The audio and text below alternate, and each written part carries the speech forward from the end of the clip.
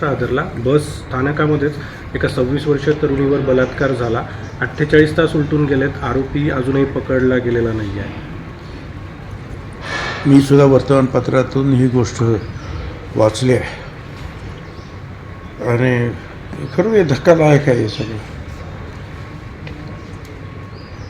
अर्थात पोलीस त्याचा निश्चितपणे शोध घेतील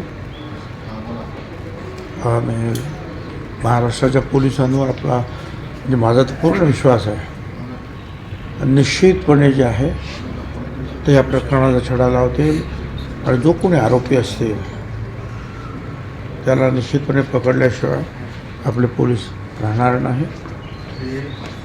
आणि सरकारसुद्धा जे आहे या सगळ्याच्या मध्ये जे आहे फार काळजीपूर्वक निश्चितपणे ते आदेश देत आहेत. आणि अर्थात ही गोष्ट जी आहे आपल्या सगळ्यांच्या दृष्टीने लांछनास्पद आहे.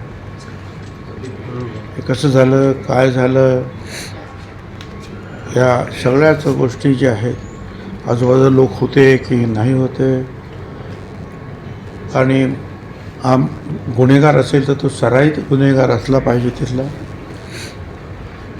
कारण बाकीच्या ठिकाणी सुद्धा अनेक काही गोष्टी तिथे सापडलेल्या आहेत. त्यामुळे जे आहे असं ऐकून वाटतं की असं पूर्वी झालेलं आहे का, ते होत होतं का नाही. आणि ते होतं तर मग लोक गप्प कसे बसले, पोलीस गप्प कसे बसले, हा सगळ्यात मोठा विचित्र प्रकार आहे. आणि या सगळ्याची जे आहे खोलवर चौकशी व्हायला पाहिजे अशी सगळ्यांचीच मागणी आहे.